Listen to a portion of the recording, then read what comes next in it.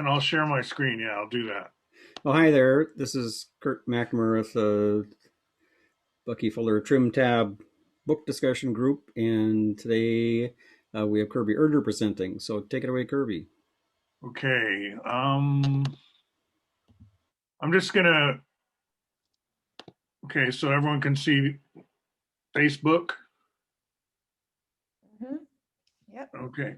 I made a little outline of things I could touch on, so I could anchor my talk a little bit. Just, I kind of feel really like we're all together putting together kind of a puzzle. Like I'm not really up to date on what's happening currently with BFI and the space camp and all this. It's very interesting to hear about because I'm so ignorant about it, and I'm not reading the pattern thinking book. So I feel like it's good of you to have me because I'm not quite up to date on what all you've been studying, and so but I have a lot of puzzle pieces I want to put out there and help everyone, including myself, fit together kind of a bigger picture of what's going on now and what's been going on. Uh, I'll introduce, I kind of have a bunch of windows open. Let's see, where's a good one to start? I became friends with Kenneth Nelson through my work with the New Jersey. It's like my first job out of Princeton University. I've decided I want to be a high school teacher. And like in my last months at Princeton, I go to the guidance counselor and like, I want to be a high school teacher. And they're like, you don't have any training. You haven't been doing that. You're a philosophy major. Wittgenstein, who's that? And what are but so reality was starting to dawn that if I'd wanted to be a high school teacher, I should have said something. But I found a job at elite little Catholic academy for young women. And so I'm near New York City. If you know the geography, Jersey City is just like staring at the backside of the Statue of Liberty. And I believe Jersey City claims the Statue of Liberty in its municipal boundary. I'm not certain of that. And here's the thing. At Princeton, I had Walter Kaufman, who's famous Nietzsche translator, very powerful lecturer, I thought. And he and I had some one-on-one time as well. Like I was, I wouldn't say he was like my personal guru or anything, but I was influenced by him. And he had one of these let's get to know the professor things at his house where we're all sitting on the floor. And he's got all these antiquities from everywhere. He's a well traveled guy. He didn't spend his life really cloistered. He'd been a German who joined the American army to fight against his own people because he was anti-Hitler. And when the war was over, he was like an interrogator of Germans, like, why were you a Nazi or something? Anyway, there's a lot of story I don't know about Walter, but he became a professor. And by the time I met him, he's pretty old. But he had that previous summer taken the EST training, if you remember that one with Werner Erhard, right? Everyone remember that? Yeah. Okay. Yep. You have to be kind of old to remember, although it's now currently, I mean, it rebranded, and anyway, there's still contemporary remnants of that. But so I heard Walter Kaufman say some positive things about it. And I had come from living overseas. My dad was an urban planner, like he was starting out at the University of Chicago, then Portland, here where I am now. He was a planner here, but he always wanted to work overseas, have a more of a blank canvas. He dreamed of traveling as a kid. He collected stamps. So when the opportunity came to apply his skills as a planner overseas, he took it, and we left our comfortable middle class life, which a lot of people would have stuck with because it was the known, but we went off to the unknown. And my dad took a job working for the government of Libya, which needed plans, right, for 50-year plans. And this, when he took the job, was right before Gaddafi and the coup where Gaddafi took power. But when that happened, there was no less need for plans. And dad being in a private company, not US government or anything, continued with his work and got to know, Libya very well from the inside. He would fly down there all the time. So this is my life growing up, right? In Italy, and then for high school, I'm in the Philippines. So I'm moving around a lot, but I'm not living in the United States until I come back to Princeton. And I'm like, now I'm on the East Coast, which is like a whole different country anyway. So I'm kind of in culture shock. I remember getting to Princeton early and going to a Wawa market and buying Spam because I've always heard about Spam. So when my roommates finally show up, I'm this guy from the Philippines eating Spam in the corner. It's like, ooh, this is not that good. But anyway, so I'm eager to try American stuff and catch up on my culture, you could say. And when Walter Kaufman introduces EST, it's like, oh, I've always wanted to do one of these like psychological things because America's famous for this. They got all this stuff going, like counter groups, transcendental meditation. There's like the whole smorgasbord of like stuff to do. And I was ready to try something. I was just very curious. So Walter's and another guy's arm twisting, I did this EST thing. And so when I moved to Jersey City to become a high school teacher, I was still into it and volunteering. And I would take the PATH train downtown some evenings after teaching and volunteer at the New York Area Center, which was part of the East Side Port Authority bus terminal. They'd taken over a goodly amount of floor space in that building. And so that's important because Werner Erhard, just before that and throughout the time that I was closely connected with that organization, had taken a shine to, was really into Buckminster Fuller, right? He split the door with Fuller on a number of big public events, including at Madison Square Garden, where I didn't get to go to that event, but I was tracking, and I was getting something called the Graduate Review for Estes, or Est-holes as they were sometimes called. And so it re-triggered my interest in Fuller. Of course, I'd heard of him, but now that he was getting all this focus from the Erhard organization, I'm thinking I should check this out again. So I'm already finished with Princeton. I'm like philosophy background, studying Wittgenstein, and volunteering with this S thing and teaching Catholic school mathematics mostly, but they also had me teaching world history, whatever. This is like in the 80s. And I really get into Bucky at this point. And I mean, like, pretty seriously, because I can run downtown and just get his books at drop of a hat. This is pre-Amazon or whatever, you can't just get books that easily, but, Macmillan is right there. I can get Synergetics 2, Critical Path. So everything's there. I read a lot. And I get really into it. It's like, why didn't I learn more about this at Princeton? Because this really does seem like philosophy. It seems like pretty interesting philosophy.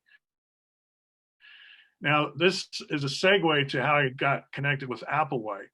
In other words, Applewhite is very interested to see who is coming along that's going to like embrace synergetics and be like a champion for Bucky. He's getting old. It's like this whole generation is coming to an end, and who is going to be next. And so I got on his radar as could be next guy. And I also got on Kenneth Nelson's radar for the same reason, because Kenneth, as you know, has a rivalry going with Bucky. They're not on friendly terms. There's a tension, and he wants to see, Kenneth does, who's going to like fall for Bucky, who's going to be the next victim of Bucky, the way he sees it, who's going to get sucked in by the Church of Bucky. And when he saw my website, I was like really early on the web because I'd been dreaming of hypertext in this early phase of the 80s in Jersey City. I'm like reading Ted Nelson's Computer Lib Dream Machines, and I'm thinking, gosh, hypertext. I love it. I love the idea. I want it. So when it finally came, I was like ready, and I had polyhedrons, and I started throwing up a website called Synergetics on the web. And it was like the first Synergetics website, and I also became the first, webmaster for the Buckminster Fuller Institute. Here I am going back in the Wayback Machine at archive.org, and this is, I didn't remember it being this black. This color scheme may be off, but this is a very primitive HTML table. These are like the early days of HTML. And that's the front page or the home page of the Buckminster Fuller Institute. Where are we now? We're back in this says 1998, but I think we could go back a lot sooner. I got the domain. I didn't get the domain name bfi.org. That was snagged by Kiyoshi Kuramiya, who is totally up on internet stuff. Lived in Philadelphia, and he's on my list here too as someone I did know and travel. He took me around Philadelphia, introduced me to Medard Gable of World Game, and I got involved in the BFI later after Bucky died in La Cienega. So I kind of know that beginning of BFI in LA. Let's see what else. So the picture here, here's the punchline. Applewhite, I get on his radar, but I have some strikes against me. One is I'm involved in this Est thing, and he's quite rightly, I suppose, from his point of view, very suspicious of that. I mean, this could trash the whole Bucky reputation. He's gotten involved in this like cult, and he's sharing the stage with Werner Erhard. You know, Applewhite has a lot of skin in the game, and he doesn't want to see this whole thing trashed because it's going the wrong direction. And so, who's in this? Who's behind it? What's all this about? Jamie does ask. I think Allegra did it, and but Ed doesn't. But he's suspicious, right? So that's kind of a count against me. And the other thing is, on my side, I'd read Cosmic Fishing, Ed's book about writing synergetics.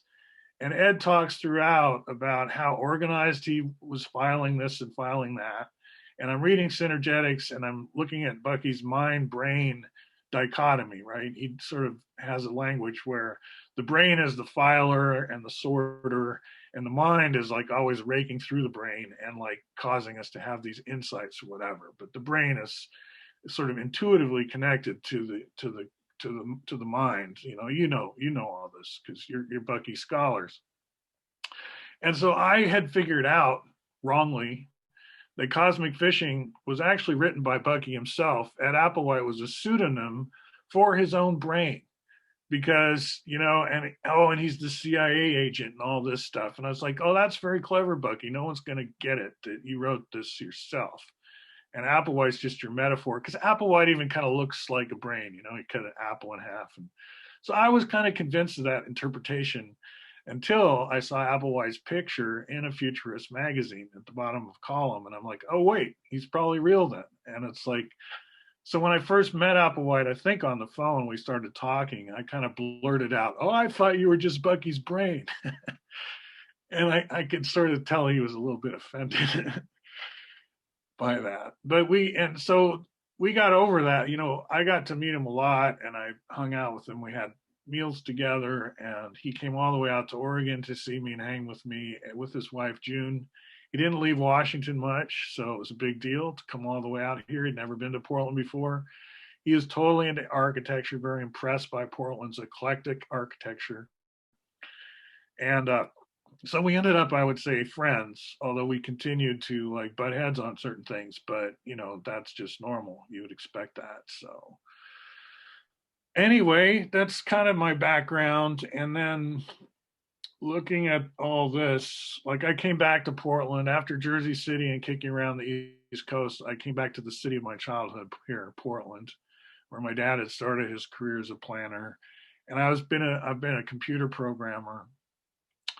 I wrote, stuff for medical. I was in the hospital system. I wrote heart and cath lab stuff. Like my program ran in the operating room, but it wasn't really about patient care. So I didn't need big insurance. I had a heart surgeon who took me under his wing, and it's like, you got to let Kirby run his program in here. It's cool. And so I've had an interesting career in the self-employed kind of sense. And I also always enjoy teaching, and I have been doing that also. And now that I'm into Python, like I was a Visual Fox Pro guy, Microsoft pulled the plug on that language, got me into learning a different language better, and Python connected to all this graphics stuff.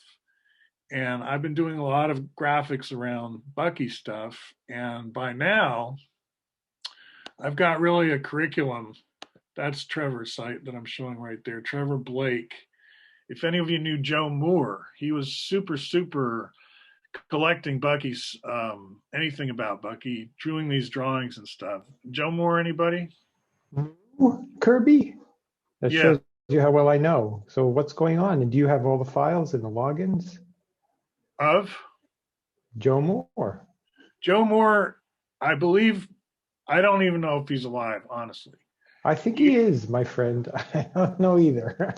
I think he became somewhat ill, but anyway, he felt he couldn't maintain his archives of Bucky stuff. So he shipped it all in a U-Haul. I didn't see the U-Haul, but it was a lot of boxes, which I did see, to this guy, Trevor Blake. And Trevor Blake lived here until very recently in Portland, and he did a fine job, I believe, with support from Sam Lanahan, who I also want to mention. The characters in this Bucky network are so interesting, right? And so Trevor Blake, he's connected to the Church of the Subgenius. I mentioned that in my most recent video.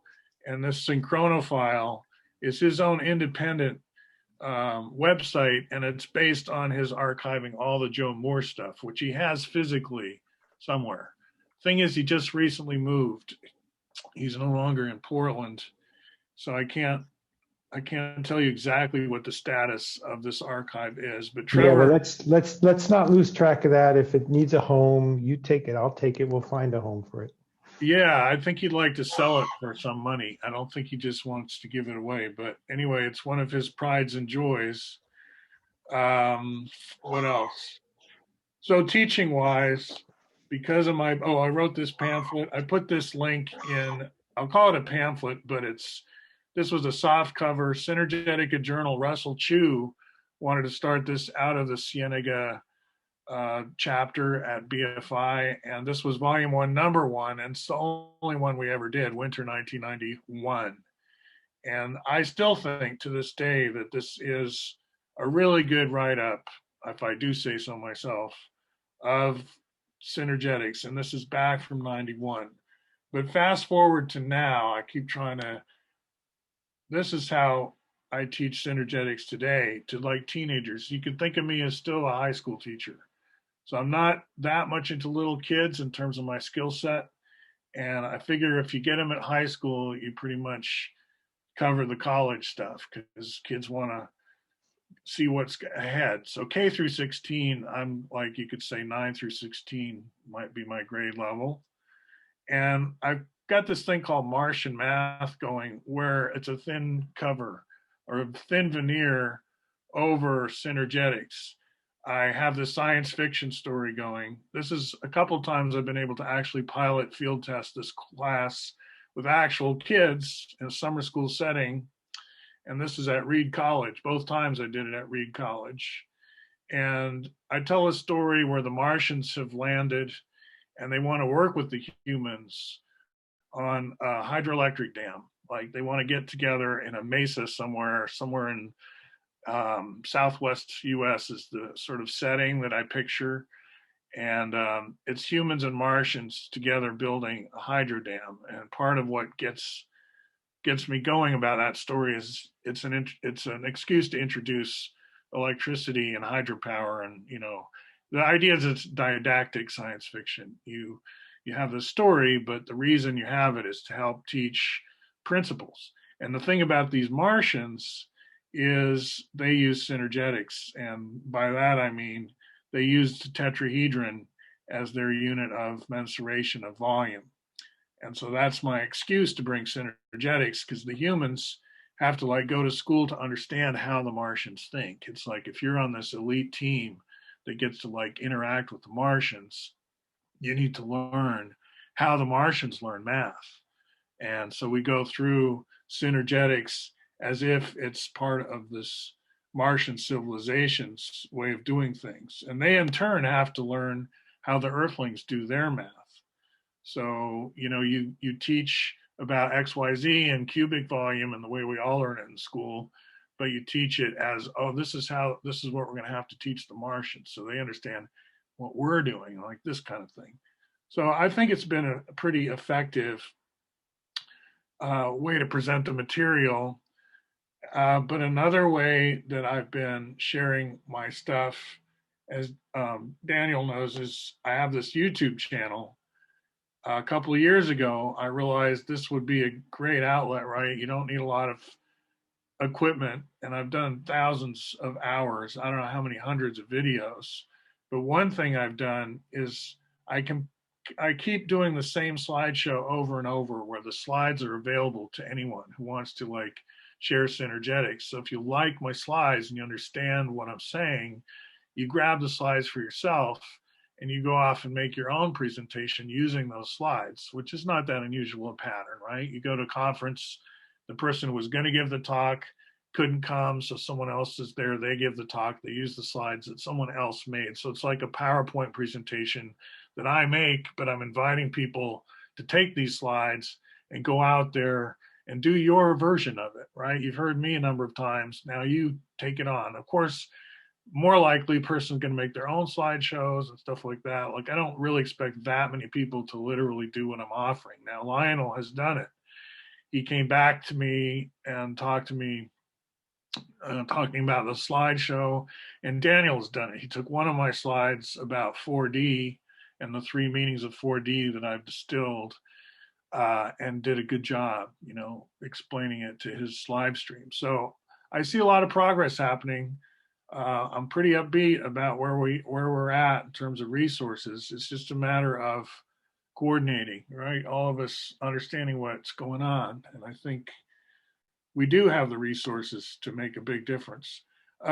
It's interesting though, like one more, I'll let you go to questions. Like I'll stop just jabbering in a second here and take people who want to ask me stuff. But the National Council of Teachers of Mathematics, if you see there on the screen, that used to be their logo, an octet truss, really, tetrahedrons around an octahedron. And I wrote to them and I said, wow, that's really fortuitous that you have that logo, because we have this Bucky geometry here with the unit volume tetrahedron, really easy, really accessible. Sixth graders could be learning this today. And I didn't hear anything back from NCTM except they promptly changed their logo. They changed it to this infinity symbol, right?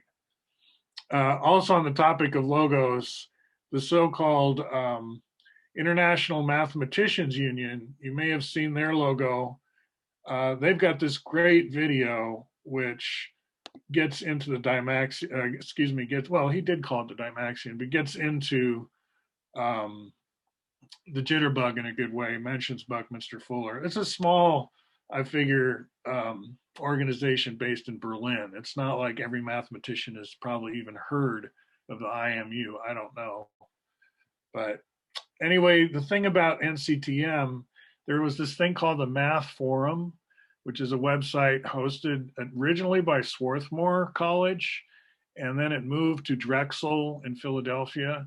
And a bunch of us with passionate views about mathematics and math teaching, something I've always been interested in, got on this listserv with a public forum, and we fought and jabbered. We called it the Math Wars. So, right, we're not that civil all the time. There's a lot of, argument, but it was useful. And I put like 10 years of writing into that. And then the NCTM came in, took over the website, and pretty much destroyed the listservs. They ran it all through a blender, and now some of my stuff is still there that can be found, but the forum, the continuity of the conversations, the whole archive was obliterated. We were warned this was going to happen. I just don't think politically NCTM was happy with all this public arguing about uncomfortable things. Like, why don't we teach any Bucky at all? Like, why don't we? Is there any reason? And, at this point, after not teaching Bucky for 40 years, how are you going to justify that? It's like you're going to start teaching it. Well, why didn't you start teaching it 40 years ago? What's different? So anyway, I think I'm kind of at war in the math wars. And partly how I do that is I take synergetics and I put it in the humanities. And I say, okay, math teachers, you decided for 40 years now that you're not going to teach this stuff. Well, don't worry. It's now part of American literature. It's American transcendentalism. We're going to teach it in English class. We're going to teach it in literature class. So if you want to be fluent in American literature, you're going to have to at least learn this concentric hierarchy polyhedron. It's embedded there. It's kind of like you learn about Edgar Allan Poe, Emerson. We're going to learn about Bucky's concentric hierarchy. And we're not going to even bother the math teachers to teach it because they've clearly said they don't want to. So it's like, all right, we're not going to even let them. Like, okay, don't touch it then. It's not yours. Anyway, I get kind of combative because I need to see it taught somewhere. And I realize the math teachers have kind of defined themselves, their whole profession, around not sharing any of this material. And that's going to haunt them for the rest of their lives, in my view. All right, that's enough rhetoric. I can even stop. Put your list. Put your list back, Kirby, for a second. I'm going to give my 2 cents on. All right, here's my list. I'm not just thinking of my needs. I'm thinking of the group as far as I understand it. So Go you for got it. Sam, and you mentioned him, and the Applewhite. And by the way, thanks for that. The Glenn Stockton, I don't think you touched on that, so I'm not sure where that fits in. David Koski connects to all the math that Kirby talked about, and let me just weigh in here that I think that the work Kirby has done over the last decade to try to put together a math curriculum is one of the most important things that he's done, and I'd love to see that happen. The NCTM touched on that. The Consoletti and Pauling you didn't touch on, but I'm not sure this group needs it. The Ravasio and Dome, Agora again, you didn't touch on, and I don't know how that fits in. Then well, maybe I'll stop there and gave you enough to react to, or you want me to finish this list? No, let me pick up on these quickly because I noticed, Daniel, that Patricia was on Facebook talking to you about maybe jumping in on your live stream, or you invited her to do so or whatever. She's an author of a book called, what is it, Child of Spaceship Earth or anything? She's a British transplant to America, wants to go into journalism, and Bucky somehow, I forget how, gets her to interview him in a fancy hotel in Chicago. And they have like 2 interviews, maybe in a fancy restaurant. And Bucky is towards the end of his life, and he's sort of worried about it, how things are going to go. But on the other hand, anyway, it's complicated what he tells her, but she can't bring herself to write any of it. It's too heavy and she's not mature enough. And so it's a whole book about procrastination and her inability to write about this important interview. And so she writes a whole book about what finally got her to write about her meeting with Bucky. And basically this book is that account. It's kind of interesting. It came out fairly recently. Dome Agora, I met this guy recently. His real name is Conan, I think. And I think he's in Cleveland. He's somewhere in the Midwest. And he had a whole interesting website going, which he invited me onto. But he's not the kind of website where you just join, make yourself a password, and you're part of it. He wants to vet people. And he kind of warned me, and he also warned me he didn't have that many social skills, maybe. I mean, he kind of like told me, and then he started attacking me on various fronts. He finally let me in, and he thinks I'm okay. But interacting with him, I became aware of certain rifts that I see in Bucky culture, possibly. In other words, when I said, hey, have you seen Foster Gamble's stuff? That's one of the things he was going to blow up on, because he has no interest or respect at all for that. Does everyone know about Foster Gamble here? No. So Foster Gamble was going to inherit the Gamble fortune, I think, i.e. Procter and Gamble. He goes to Princeton, kind of like me, and he's like a handsome guy, and he's got his wife and so on.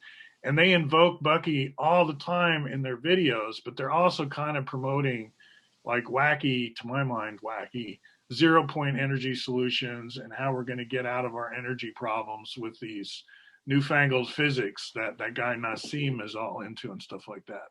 Now, I don't think anywhere in Bucky, and then they go into, well, how do we know we can have this 0-point energy? Well, look, the UFOs have it, so we'll get it. We'll get it someday because the UFOs have it already.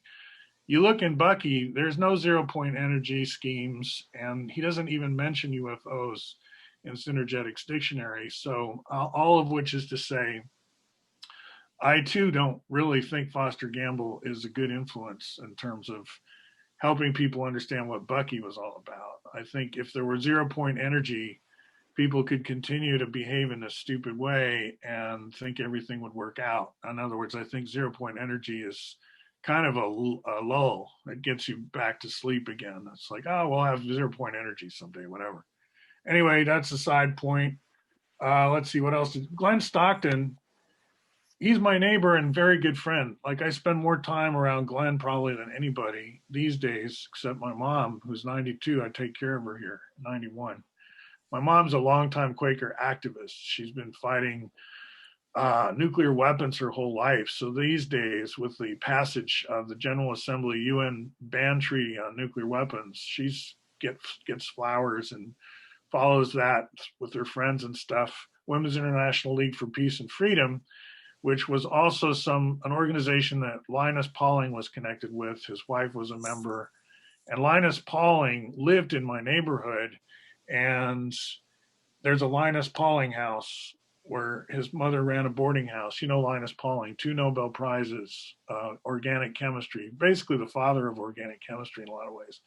And I have these pictures I have. This is actually the Linus Pauling archive in Oregon State University. It looks like something straight out of BFI, right? It looks like Bucky's models, what I'm showing on the screen. But this is pictures I took when we visited down there at the Pauling archives. And there may be some Bucky Pauling correspondence. The archivist kind of hinted I should come down and check that out, but I don't really know what's there. There's a lot of connections between Silicon Forest, which we call Silicon Forest, not Silicon Valley, and Linus Pauling, which I could talk about at some point. All right, that's enough. What else? Can you Kirby, where talk is a that? little bit about Linus Pauling and the competition with Watson around the helix? And Well, my angle. Can you tell us where is that archive? The Linus Pauling archive is at Oregon State University, which is in Corvallis, Oregon, about an hour and a half south of Portland. And there's a big Linus Pauling reading room that's devoted to just go there, tell them what you want to read. They'll bring it out of the archives. Very well done archive. And a guy named Doug Strain paid for it. He was a pacifist, not a Quaker actually, but he founded a company called Electroscientific Industries, which had a factory that was later converted into a Quaker meeting. He sold it to the Quakers for $1 or something like that. And he was like I say, a pacifist. Doug Strain admired Linus Pauling for standing up to, the nuclear industry that wanted people to believe everything was harmless and all this above ground testing was just hunky dory.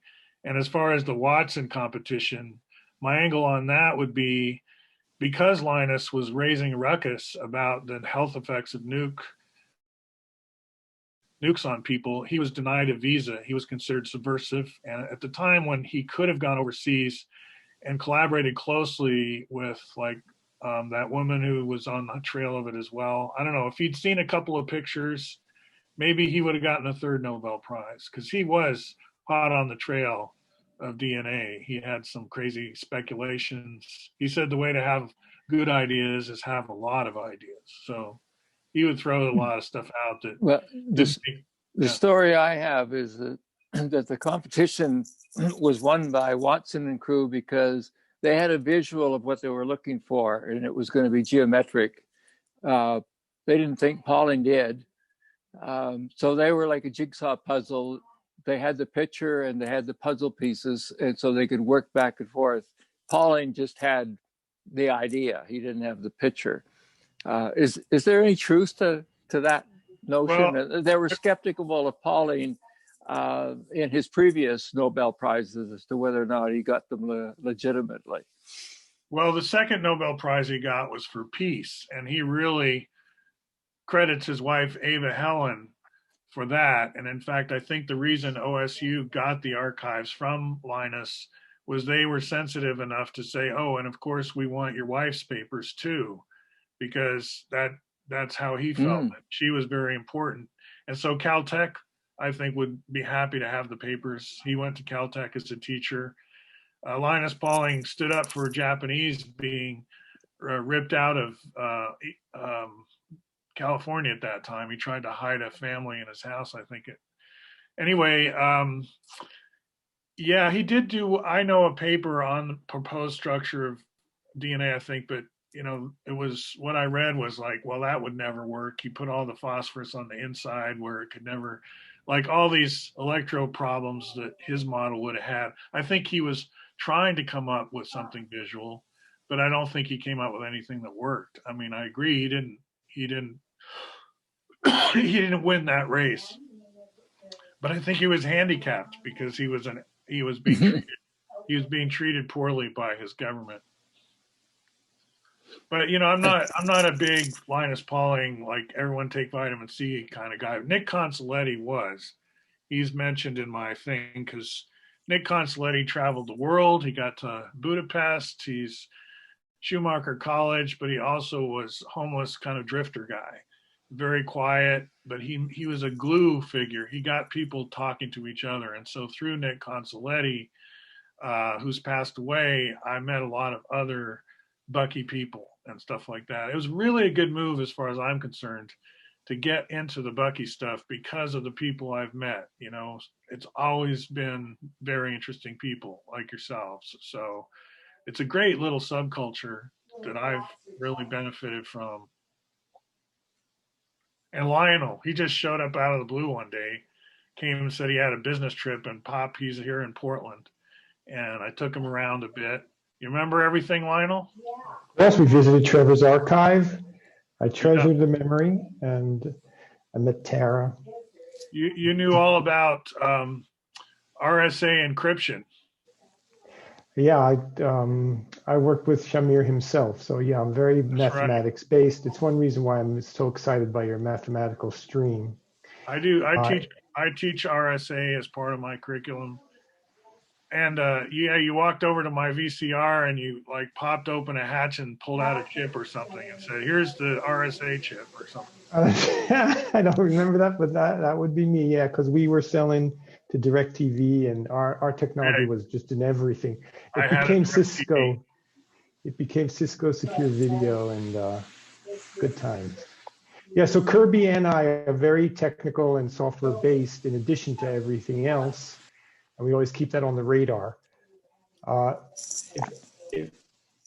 I said, he's into so many things, but the fact that the tetrahedron still has a big, ugly name, and it doesn't have square and cube, this points to the problem of onboarding children into this way of thinking. It's a good point. But if that's what keeps our civilization from advancing, we can't say words that long.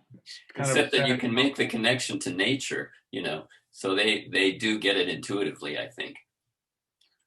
I knew a poet named Gene Fowler, and he wanted to call, I'm putting it in the chat window, he wanted to call a tetrahedron a 4-cis because he's getting the root meaning system, and then there was a 6-cis for octahedron, I think, and it got us focusing on the edges instead of the faces. The 4 for him were, or no, maybe he called it a 6-cis. Yeah, I think his tetrahedron was a 6-cis, like I'm typing, 6 for 6 edges. Gene Fowler, interesting guy, went to San Quentin for armed robbery and got into synergetics there, I think. And I've met more than one person who discovered synergetics in prison. Because when else are you going to read it? Like, if you're a philosophy professor, unless you're paid to read stuff like that, you got other stuff to read. No one's paid to read synergetics. Very few people choose to read synergetics. And so it's a self-selective club in a way. And that's partly why the interesting people there, because who would do that? What you see in the screen there is my backyard. There's a picture I took just yesterday. The soccer ball looking things piled up. That's actually, they're in the conformation of a 3-frequency cube octahedron, hollow, but I could build it with layers.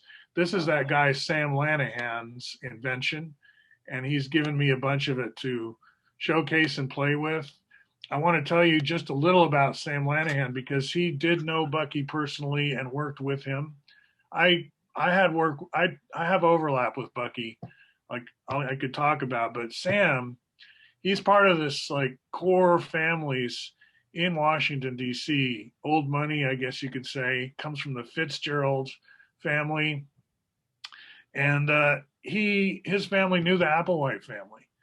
Applewhites are D.C. based. They go to these Catholic or not Catholic, maybe but very privileged schools, plenty of money, and I think it was he knew Jared Applewhite's son, and through that connection, he was selected to be Buckminster Fuller's sidekick or gopher or traveling companion to the Philippines when the Marcoses were in power. And often Fuller writes in his like Grunch of Giants or elsewhere, I've seen many king and queens, I visited with many kings and queens. And I'm sure in his mind, the Marcoses were just another king and queen, living in Malacanang Palace under martial law.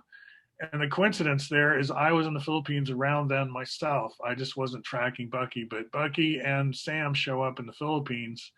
And the funny story is Imelda Marcos takes one look at them. They're kind of just from the Midwest somewhere, landing in the tropics or whatever, not well dressed for the place maybe. But she looks at their shoes, Imelda, and she goes, you guys need new shoes. And they get a motorcade down through Manila to Imelda's favorite shoe store. Imelda and her shoes, right? Anyway, that's Sam. He invents this flextegrity, which he sees as connected to tensegrity. And he can make structures of various sizes. He had a whole gallery, a pop-up gallery last December here in Portland. And he always wants to get more publicity and get people to listen to him. And he feels like he's just tuned out everywhere. And he tries to talk to like material scientists and engineers, and he wants to be involved in structural, the practical applications and all these kind of things. And he gets a lot of pushback. And I think partly it's because he links to Bucky. And I think this whole Bucky culture is kind of an underground that is pushed back against. And I think explicitly, like in the Wall Street Journal, they write articles about, they get the junkiest version of his older car, the Dymaxion, and drive it around. And yeah, it's not really that great a ride at this point. And they write about it, and they always make Bucky out to be some kind of failure who set out to do noble things but never succeeded. But the thing is, if you look objectively, all that patents, honorary degrees, everything, he's got a great resume. You cannot objectively call this guy a failure in any way. But I feel like the culture is threatened by Bucky, as well it should be. My story, the arc of Bucky, is he starts out as this benign futurist, kind of a gentle guy, but as he gets older, he kind of stays in the same place, but the whole world is moving its own way, and by the end of it, he's a subversive, out and out, a dissident. He's like completely, he's not read anywhere. Patricia Ravasio goes to Stanford with her clipboard where the archives is, the Bucky archives, and she asks professors and students alike, ever heard of Buckminster Fuller, anything taught here at Stanford about him? No, no, no, no, no. It's like they're not using the archives. They're not teaching Bucky. No one's reading synergetics in any university. They're not teaching the concentric hierarchy in the math classes. Again, I think we can, and this all concerned Applewhite too. Like I inherit this sense of being oppressed, a minority. Like I feel like I pay my taxes. I'm a Quaker. Why don't you teach my math, right? It's like public school, you don't even teach, like I'm an ethnicity here. How come my ethnicity doesn't get the time of day, right? Like I pay taxes, teach my stuff, a little anyway. All right. I think I've covered a lot. Anything, how long do you guys usually meet anyway? I don't want to overdo it. We usually try and, wind it down around half past, which we're coming up on. And thank you, it was excellent. Who else has questions for Kirby? Getting a loud noise. Yeah, I'll explain it in a second. Okay. All right. Thank you, Kirby. That was really awesome. True to form with the style and the tabs and the embeddedness. Thanks. I'm glad you liked it. Yeah, just being friends with Kenneth Snelson and the Bucky people was helpful in making introductions. In other words, I think Applewhite got to meet Kenneth because he saw that Kenneth and I were friends. And I've made introductions to other people to Kenneth when he was, because he and we did get along. And I visited him a few times. I stayed in his place in New York at least twice, and in his summer place up in upstate New York, I stayed with him there, or maybe I just visited that time. I was good friends with Stuart Quimby and Design Science Toys, and they had come out with something called Tensegra Toy, and Kenneth was kind of suspicious of that because it was a tensegrity, but he didn't get royalties, or they didn't talk to him about it. And I was on my way to visit them, and I stayed with Kenneth, and I kind of was ambassador. I'm kind of a diplomatic character in my role around. I meet people who may not like each other and talk to them. So anyway, I'd like to underline that for everybody. Like you all, I'm not sure what we do. We all know we're going somewhere important. And I want to underline what Kirby just said. Kirby enjoys being pugilistic. He thinks having a good brawl can bring out some truth, like a good critic. So when Kirby mentioned the math wars, I was in some of those wars. Kirby just likes a good down and out brawl sometimes. But in the Bucky community, you can count on him to make sure every voice is heard. And also he knows how to establish a meeting like you do, Curt. Kirby runs Python meetings. He ran those Reed College meetings. And you'll get to know some people in this community, as Kirby pointed out. The Flextegrity, Sam is kind of really wants his Flextegrity to go flying, but Kirby's one of these people who can help make a space where things happen. And I personally would love to see another run of the Martian math. I'm not sure that's the right wrapper, but it's the best wrapper I've seen. And again, it inherits the deep, because Kirby's been a high school teacher. By the way, I also taught elementary school and kindergarten. So I'm just saying, let's keep going with conversation. Let's keep bringing the Bucky heads together, but let's make things happen, and let's make sessions happen, and let's just make it happen. And Kirby's a guy who does that. I have lots of toys. I don't know if you guys talk about toys much, but when I share Synergetics, I have lots of show and tell stuff. Oh, there you go. Well, we got, yeah. Here's a TrimTab. You guys know about TrimTab beer? This comes out of Birmingham, Alabama. TrimTab. No, it's Do you TrimTab. want to stop the recording so we can go into slightly broader discussion? Oh yeah, we're recording. All right. Thanks, Kirby. That's great. Well,